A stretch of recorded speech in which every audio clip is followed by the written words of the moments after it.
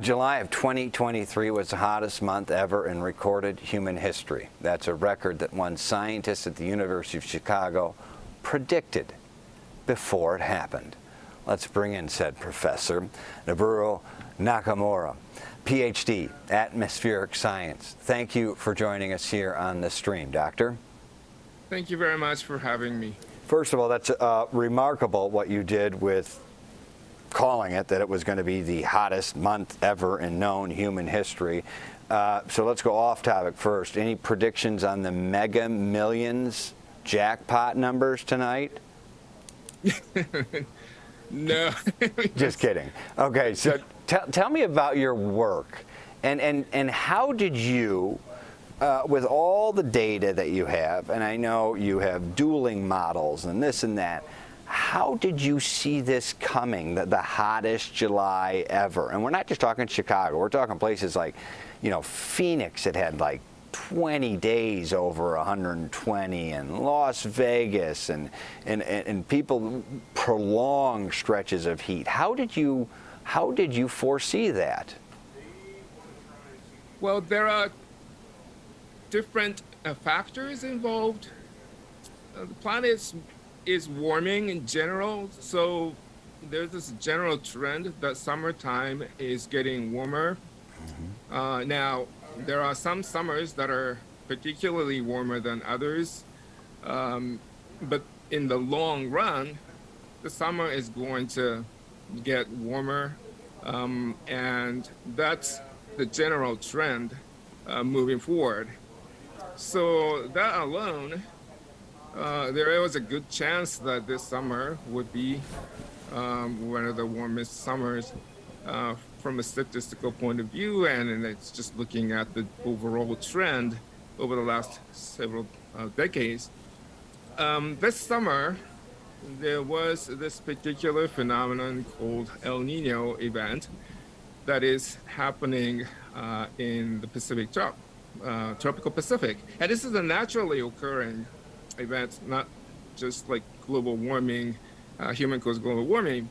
And there is a very good correlation between the El Nino event and the global temperature. When there is an El Nino going on, you tend to have higher temperature, globally average. And so if this happens during the summer, you tend to have higher temperature than normal.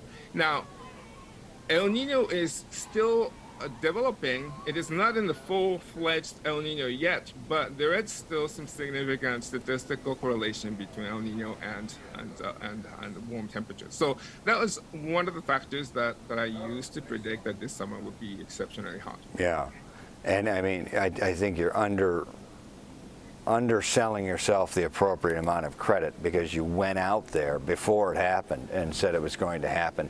We got to move on to another question, though. How are cities preparing for a warmer world, specifically in Chicago? Cities are literal hot spots. You don't have all the trees, all the foliage, all the cooling mechanisms.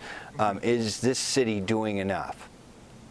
Yes, we had a terrible heat event back in 1995 when over 700 people died in our own backyard. That was, over 20 years ago. And then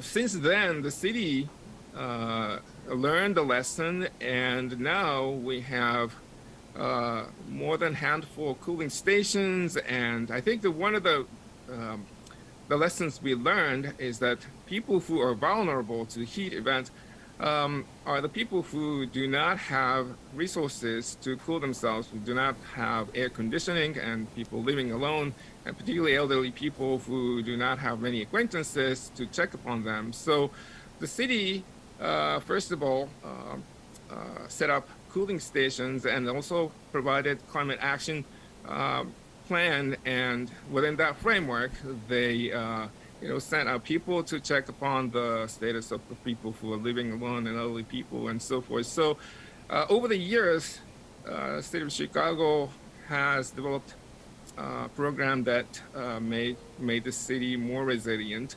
And ever since we had similar heat waves, but I think the death toll from this sort of heat events have not exceeded, Correct. evidently, from the 1995 event. But the people that are most susceptible are often most susceptible in other crises. It's classism, it's money, it's the elderly. You know, the naysayers out there are going to say, hey, listen, these measurements only go back X amount of time. I mean, there was a big bang at one point in time. I'm sure it was pretty hot then. Ferns were around when the dinosaurs were around. That has got to be hot and steamy then. How can you take 1 month in Phoenix and say definitively it's the hottest the world's ever been? Yeah, so And I'm going to ask you to answer that quickly. That's a tough one, but quickly. This is somewhat outside my own expertise, but I think we have colleagues, who collect proxy data, the geologic data that reliably tells us the past history of temperature of the globe. And yes, there were times in the long past, distant past, when we had very high concentration of carbon dioxide, and so yeah, we might have conditions that is similar to the present day, but I think we were not around back then to experience that, and so certainly we can learn a whole lot from what had happened in the past, and make projections by the history that we can reveal from the proxy record, and that basically gives us quite confidence that if we continue to emit carbon dioxide into the atmosphere, I think that we will face even more dire consequence from this. Yeah, we're going to certainly pay for it. Professor Nonoru Nakamura, doctor, climate scientist, and researcher at the University of Chicago. Fascinating findings. Wish we could talk with you longer, but we really appreciate you joining us on the stream to break us down what is such a critically important topic, especially here in a place where we love our land and we love our water, and we are feeling the effects of global warming in real time. So, doctor, thank you for your work, and thank you for joining us. Thank you very much.